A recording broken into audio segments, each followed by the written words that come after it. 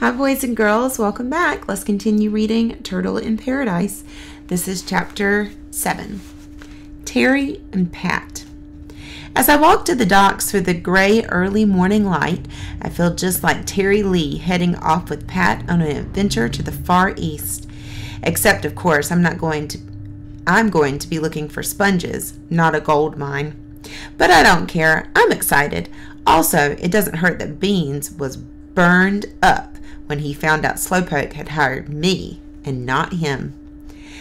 "Why is he taking you if he needs another hand?" Beans asked. "Maybe he needs a smart hand," I said. Slowpoke waves when he sees me. "Hey there, honey," he says. "You ready to work?" "You bet I am," I say. Waves are kicking up a little bit. "You know how to swim, right?" he asks, helping me onto the boat. "Like a fish," I lie. Slowpoke gestures to another fella who's on deck. He's younger, maybe 18, with soft brown hair and an easy smile. "This is Ollie. He's my first mate," Slowpoke says. "Welcome aboard, Miss Turtle," Ollie says, tipping his cap. "What happened to the old first mate?" I ask. "Got bit by a shark," Ollie says. "That happened a lot?" Slowpoke chuckles. "Only after a few rounds at Sloppy Joe's. The shark was a lovely lady named Margaret." You didn't really get bit by a shark. "Sharks ever bite you?" I ask. He looks away. "A long time ago." It's a hot day, but the combination of the wind and the salt water spraying cools off my skin. Key West disappears behind us, and the ocean spreads out like a glassy blue road. The men maneuver smoothly around the boat, adjusting sails, tightening lines. They don't even need to talk to each other. They're like the sailing version of Fred Astaire and Ginger Rogers doing a dance number. Those are some people we could look up. Fred Astaire and Ginger Rogers. Slowpoke takes off his straw hat and puts it on my head. It's too big. "What's this for?" I ask. "Your pretty face is going to get burned up," he says, squinting up at the sun. "It's a lot hotter than it looks." "Mama said Key West was hot, but I didn't think it would be this hot," I say. He looks at me sideways. "So how is your mother these days?" "She's working as a housekeeper for a mean rich lady who hates kids and won't let her talk to me on the telephone," I say. "Besides that?" he asks. "Besides that, she's fine," I tell him. I look out on the horizon. "Say, you think we'll be attacked anytime soon?" "Attacked?" "That's what happens in Terry and the Pirates," I say. Slowpoke nods. "I've noticed that kid gets in a lot of scrapes. But I don't think we have anything to worry about." He looks across the boat. "Ollie here will beat them off." "You bet I will, Cap," Ollie says and holds up his fist. "Just let 'em try and get past me." "So, where are we headed, Pat?" I ask Slowpoke. "Pat, huh?" His eyes crinkle in amusement. "I don't know. What do you think, Terry?" So they're kind of pretending like they're Pat and Terry in the comic. "How about China?" I suggest. "China's pretty far away. You might not be home for supper." "I don't mind. I had a big breakfast." I look at him closely. "You ever been to China for real?" "Afraid not. But I've been to Cuba and the Bahamas." He touches my nose. "Your people are from Green Turtle Key." "Mine too." "Are we related?" I ask. "Seems like everybody here is somebody else's cousin." He stares at me. "I don't know, honey." There's something about him that tugs at me. He's so kind, and of course he's got good taste. He likes the funny pages. "I wish we could go to China," I say, just like Terry and Pat. Ollie appears at Slowpoke's shoulder. "Pat's a lot more handsome than Cap here." "I think I might need to get myself a new first mate," Slowpoke says and makes a face. "Just as long as it's not Beans," I say, "or else you'll have a mutiny on your hands."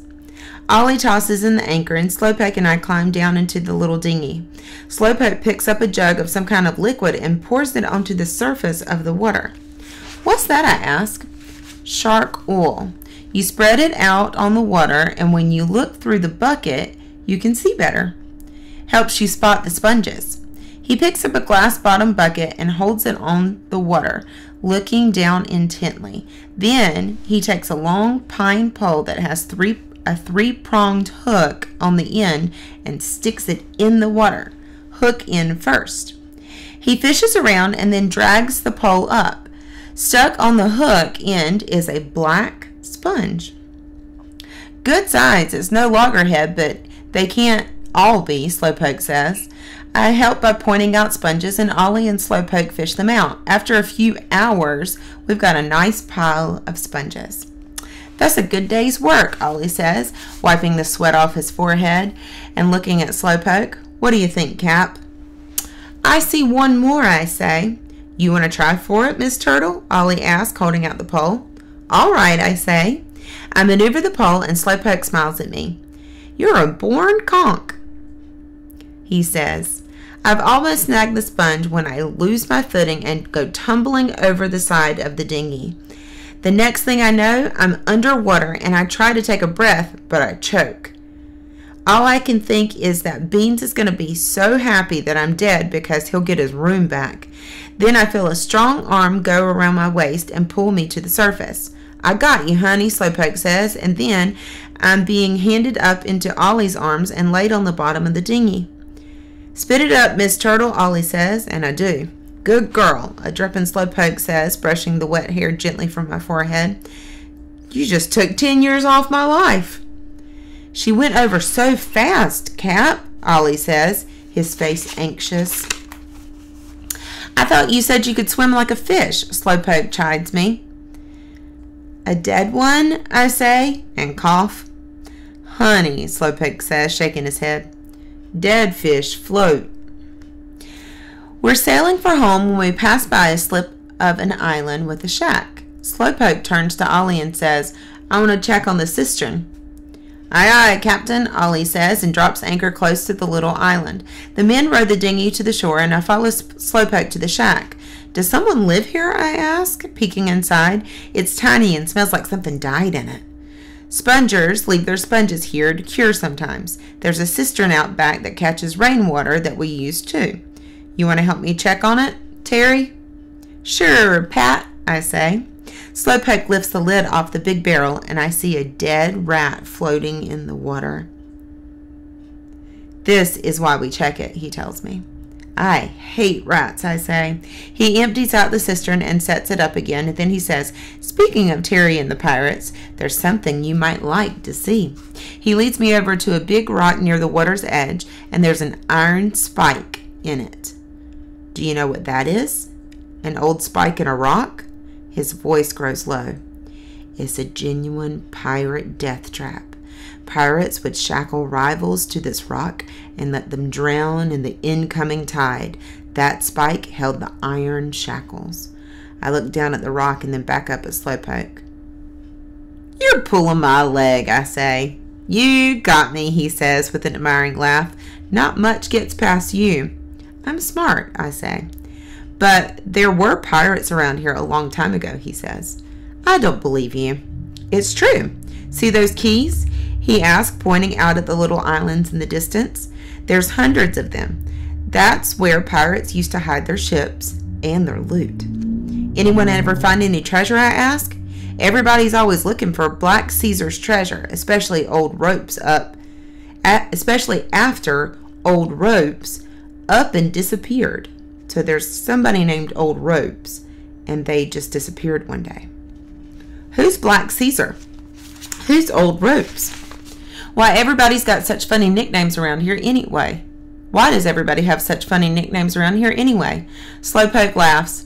It's just the Key West way, Turtle. I say. He looks out at the water. Black Caesar was a ruthless pirate who buried his treasure here in the Keys. And Old Ropes? An old-time sponger. People say Old Ropes spent so much time on the water that he had webbed feet. I laugh at that image. One day, Old Ropes came back from a sponging trip. He had a drink at the bar, and the next morning, he was gone. Nobody ever heard from him again. Left his house full of furniture, food in the icebox, even left his cat. How could he leave his cat, I ask. Rumors started going around that he found one of Black Caesar's stashes and was living rich as a hog somewhere in South America. After that, everyone and their mother started crawling over these keys looking for gold. Do you think he found treasure? I asked him. I think he found trouble. Old Ropes liked to gamble. I suspect he owed somebody money and he had to get out of town fast. He looks up at the darkening sky. Speaking of which, we better start back now or your aunt will run me out of town. How'd you get the name Slowpoke anyhow? I asked. I guess you could say I've always taken my own sweet time doing things. My mother said I was late for my own birth.